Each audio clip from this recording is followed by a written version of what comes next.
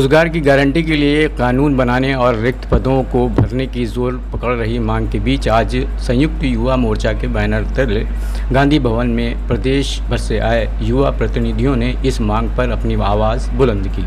बैठक में जहां सरकार से रोजगार के सवाल को हल करने की मांग की गई, वहीं विपक्षी दलों से भी अपील की गई कि रोजगार संकट हल करने के मुद्दे को अपने एजेंडे में शामिल करें। मीटिंग में युवा नेताओं ने कहा कि सरकारी दावे और प्रोपेगेंडे के बावजूद उत्तर प्रदेश में बेरोजगारी की स्थिति बेहद गंभीर है। राज्य के बड़े हिस्से से नौजवान दूसरे प्रदेशों में पलायन करने के लिए मजबूर हैं। चलिए वर्कर फिल्म के अध्यक्ष दिनकर कपूर को सुनते हैं। सेंट्रल लेवल पे ही, स्टेट लेवल पे ही खत्म कर दी गई। कॉन्ट्रैक्ट सिस्टम में स्कीम वर्कर्स के रूप में आप काम करा रहे हैं। 4,000, 5,000, 7,000, 8,000। सरकार की रिपोर्ट है कि इस देश में 93% जो कामगार हैं उनका वो 10,000 रुपए से कम अपनी जिंदगी को गुजार रहे हैं। 10,000 रुपए से कम नहीं। इस महंगाई में कैसे उनका जीवन चलेगा, कैसे उनके बच्चे पढ़ेंगे, कैसे वो मकान लेंगे, कैसे वो अपने बाल बच्चों का पेट पालेंगे। एक आधुनिक गुलामी में इस देश को ढकेलने की कोशिश है।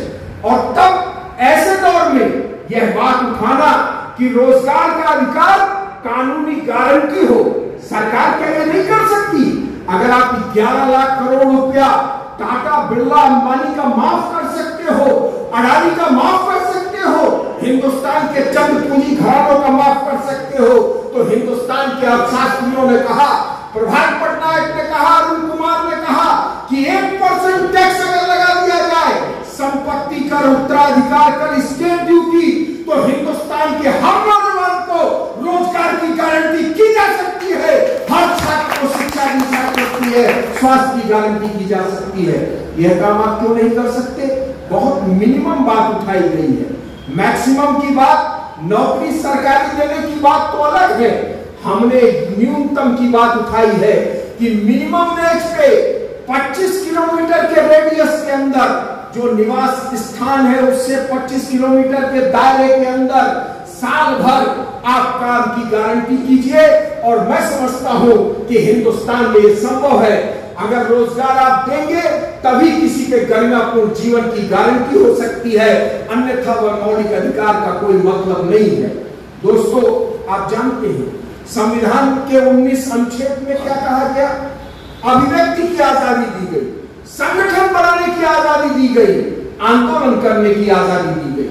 हमारे गोपाल जी और इनके साथ ही समझौता से बात बता रहे को लागू करते कि मंत्री से आज आपने दमन करके पूरे के पूरे बिजली कर्मचारी आंदोलन को आप आतंक का रात बना के फिनिश करने में लगे हैं। मैं ये कहना चाहता हूं, यह जो राजनीतिक संगठन है, यह जो सामाजिक संगठन है, यह जो ट्रेड यूनियंस है, लोकतंत्र में ये एक संस्था है। ये जनता के बीच में जाते हैं, उसका अनरेस्ट सुनते हैं, उसकी दुख तकलीफ परेशानी सुनते हैं, उसको मांगों के रूप में चैनलाइज करते हैं, डिमॉन्स्ट्रेशन करते हैं, ले जाते हैं प्रबंधन और प्रशासन के बीच में, उसका डेमोक्रेटिक रेजोल्यूशन निकालते हैं। और इससे समाज में शांति रहती है, इससे उद्योग में शांति रहती है। मैं पढ़ रहा था अमर उजाला 10 दिन पहले का था। इस देश के जो पहले गृह मंत्री थे सरदार वल्लभ भाई पटेल, उन्होंने कहा कि अगर विश्व में शांति स्थापित करनी है तो मजदूरों की शांति उसकी प्राथमिक शर्त है। और मजदूरों की शांति तभी कायम हो सकती है जब संस्था के रूप में उनके संगठन को सुरक्षित रखा जाए। आज योगी सरकार जो दमन कर रही है और इस संस्था को नष्ट कर रही है, मैं ये कहना चाहता हूं आपकी इस सब बैठक में कि उत्तर प्रदेश की शांति को भंग करने की दिशा में उत्तर प्रदेश की सरकार प्रयास कर रही है। और गोपाल जी, आप चिंता मत करिए, आपके साथ किसान आंदोलन, युवा आंदोलन, सारे संगठन हैं। आप खड़े रहिए, आप डटे रहिए। यह लड़ाई सुप्रीम कोर्ट तक भी अगर जाएगी तो हम लड़ेंगे और इसको जीतेंगे, योगी सरकार को पीछे नहीं देंगे। दोस्तों, मैं आपके बीच में कहना चाहता हूं, अनिल जी को मैं सुन रहा था, सही बात अनिल सिंह ने उठाई। आज सबसे बड़ा संकट क्या है? आज अगर नफरत की विचारधारा जिसे हम और आप पसंद नहीं करते। आप में से रजत से लेकर मैं तमाम लोगों को सुना, कह रहे थे हिंदू मुसलमान को बांट रहे हैं। सिर्फ हिंदू मुसलमान को नहीं बांट रहे हैं, कहीं आदिवासी गैर आदिवासी को बांट रहे हैं। मणिपुर जल रहा है तो वहां आदिवासियों का नरसंहार हो रहा है। अगर नूह जल रहा है तो वहां मेवात जल रहा है, तो वहां हिंदू और मुसलमान का हो रहा है। कहीं दलित और दूसरे को मिलकर लड़ाया जा रहा है। कुल मिला के अगर एक शब्द में कहें तो हिंदुस्तान का जो मैत्री भाव का फैब्रिक था उसको तोड़ा जा रहा है। जो हमारा सद्भावना का समाज था उसको खत्म किया जा रहा है, नष्ट किया जा रहा है। और यह जो विचारधारा इस मुल्क में पनप रही है, इसका एक बड़ा कारण हिंदुस्तान के विपक्ष का न होना है। कोई विपक्ष का आदमी, हम आग्रह करते हैं, हमने सरकार से कहा कि भाई आप ये जो 5,000 7,000 की ठेका प्रथा है इसको बंद करिए। हमारे जो जनहितैषी उद्योग हैं, चाहे वो बिजली हो, कोयला हो, रोडवेज हो, बैंक हो, बीमा हो, रेलवे हो, पोर्ट हो, एयरपोर्ट हो, आपको निजीकरण करना है। बहुत सारे क्षेत्र हैं, आप निजीकरण कर दीजिए। लेकिन जो सीधे जनता से कनेक्टेड है, जिससे जनता लाभ उठाती है, सस्ते रेट पे रेलवे में यात्रा करती है, उस क्षेत्र को तो कम से कम न बेचो, कम से कम जनता के ऊपर बोझ को न डालो।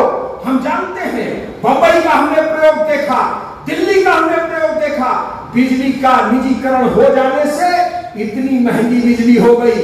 और उत्तर प्रदेश में अगर निजीकरण हो गया तो तय जानिए कि आपके घर में जो लट्टू जल रहा है और जो पंखा चल रहा है, वो लट्टू भी जलना बंद हो जाएगा। यह बात अपने दिमाग में आप बैठा लीजिए। हमने कहा कि कोर सेक्टर का निजीकरण मत करिए। 5,000 7,000 8,000 9,000 10,000 पे कॉन्ट्रैक्ट सिस्टम में काम मत कराइए।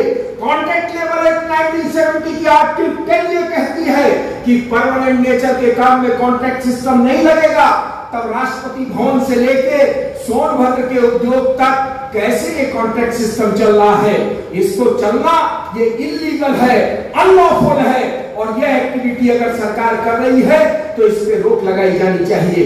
हम ये कहना चाहते हैं, हिंदुस्तान का विपक्ष अगर इस सवाल को उठाता तो जरूर इस मुल्क में ये नफरत की विचारधारा न फैलती। ये जहर बुरी आग जो नसों में हमारे जा रही है ये न जाती। लेकिन दुर्भाग्य हिंदुस्तान में विपक्ष ने ये काम नहीं किया। आज भी हम इस सम्मेलन से आग्रह कर रहे हैं, सरकार से तो आग्रह कर रहे हैं कि आप मांग पूरी करिए। उत्तर प्रदेश के विपक्ष से भी कह रहे हैं कि अपने एजेंडे में 2024 के इन सवालों को लेकर शामिल करिए। और मैं आपसे अंतिम बात कहता हूं कि अगर हिंदुस्तान में कोई विपक्ष, कोई सत्ता पक्ष आपके सवाल नहीं पूरे करता तो अपने